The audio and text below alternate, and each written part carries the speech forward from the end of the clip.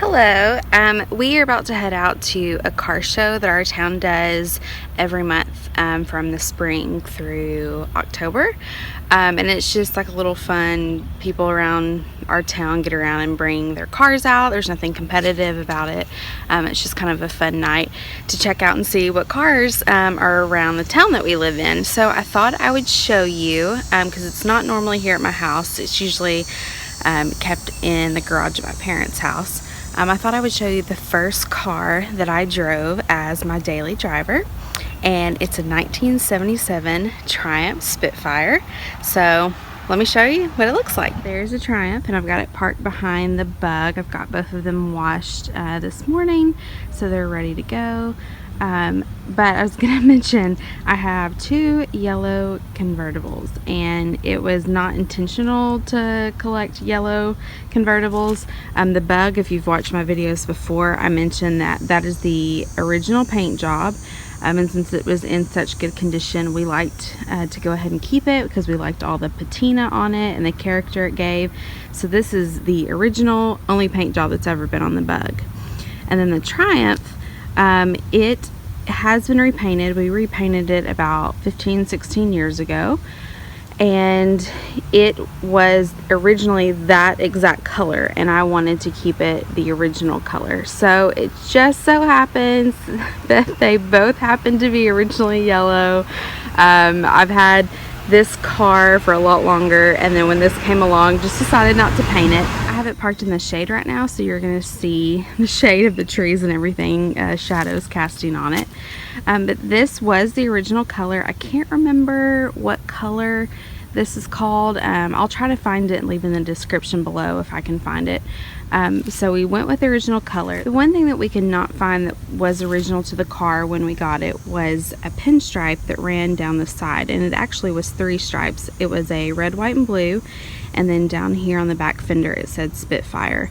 And we would have put it on there because I wanted to keep it original. However, that long ago it was not available to order. It may be now, I haven't looked to see, but that was something that we couldn't actually find to put it back on there. But the front decal here that says Spitfire 1500, which is starting to peel off because of the age, that was something we reordered that was original.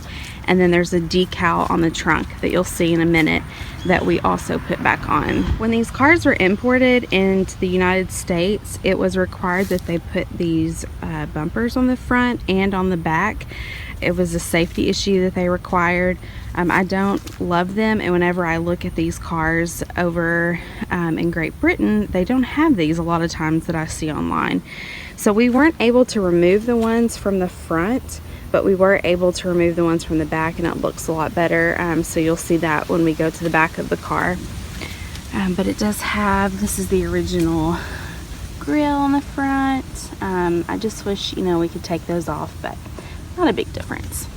And really, if that was the only safety measure, I'm not sure how helpful those would be, and thankfully I haven't had to find out. So this car, I got it when I was 14 or 15 for my dad to rebuild it and remodel for me to drive when I turned 16. So most of the things have been done 15-16 years ago.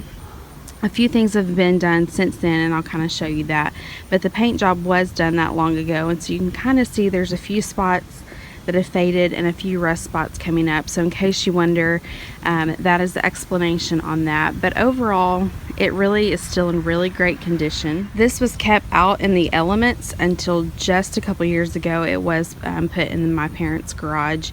So the paint job is done really well, considering it has not been in a garage until the last couple of years. So I'll have my husband come out later and I'll insert it into the video for you to see how the hood lifts up. Here is with the hood up.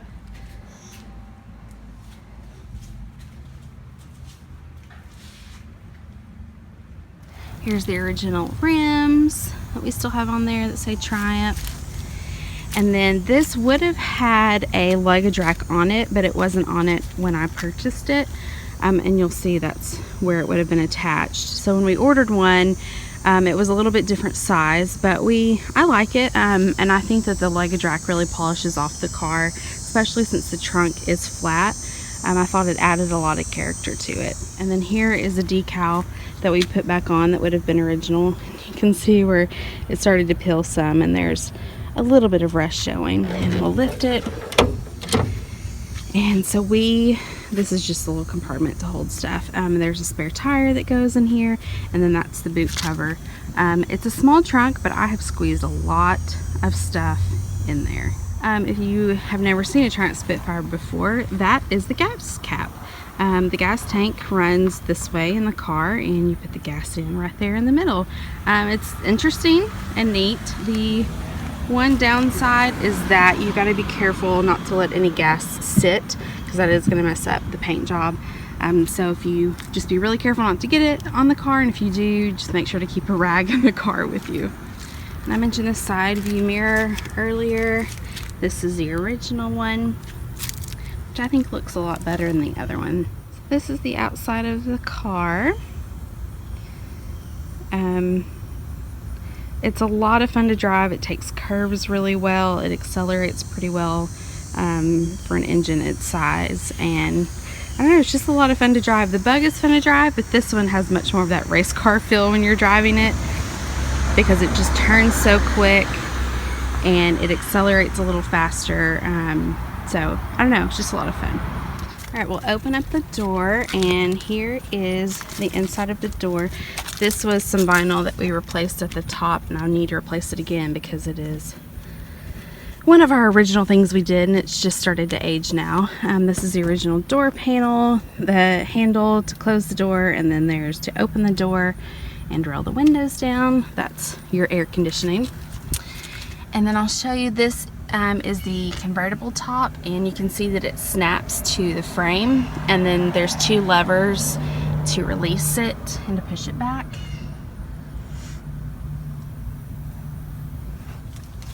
And then back here is a storage compartment. Excuse me, I have not vacuumed this out, and I'm getting a glare from the sun. We put in some speakers in the back panel back there. I had a speaker box sitting back here in high school, but it took up a lot of the room I needed in college. It's really hard to show you fully, but it's a nice little storage area. You can fit a lot back there. The seats are original, except when we got them, they were fully vinyl, and the vinyl started cracking along the seams. And black vinyl in a convertible that's not air conditioned is torture. It will burn your legs, especially when the top is down. So we decided to when we reupholstered it, to put cloth on the front, and that was the best decision that we ever made. So there are the pedals, and Triumph Spitfire was made by their mother company, Leland. I'm not exactly sure how to pronounce that. And I've got some stuff that's hanging down. I need to push that back in there. So here's the glove compartment on the driver's side, and then there's a glove compartment on the passenger side that I'll show you. So we'll get inside and look. This car would have originally had a wood dash like this, a wood dash facing, but we had to replace it because it was peeling. But everything else is original, except, if my memory serves me correct, we had to replace the speedometer. So I don't think that the mileage is going to be original to the car. I could be wrong. I'll write a note about that below if I'm wrong about that. But you've got, this tells you what your blinker's on. This controls the brightness of your lights, your emergency light. This gives you a brake warning if your emergency brake is on. You've got your trip mileage, your regular mileage, your speedometer, and then your RPMs. And then over here to do the horn, we'll see if it works. It sometimes only works when it's running, but you push it in, which is interesting, rather than doing it on the steering wheel. And our lights and our turn signals are all on here. And over here, peekaboo, are your wipers and your windshield cleaner, which really doesn't do anything. Here's an ashtray, and then the defrost. And this does have heat. The heat works really well. And then it has where it will blow a kind of cool air, but there is not air conditioning. I dream one day it does. This is how you turn the lights on. This has got your engine temp, and then to tell me if I need gas or not. And then here is the glove compartment for the passenger side, and it has a little light in there, and it's here and it kind of swivels out. I can't reach it right now, but it's pretty handy.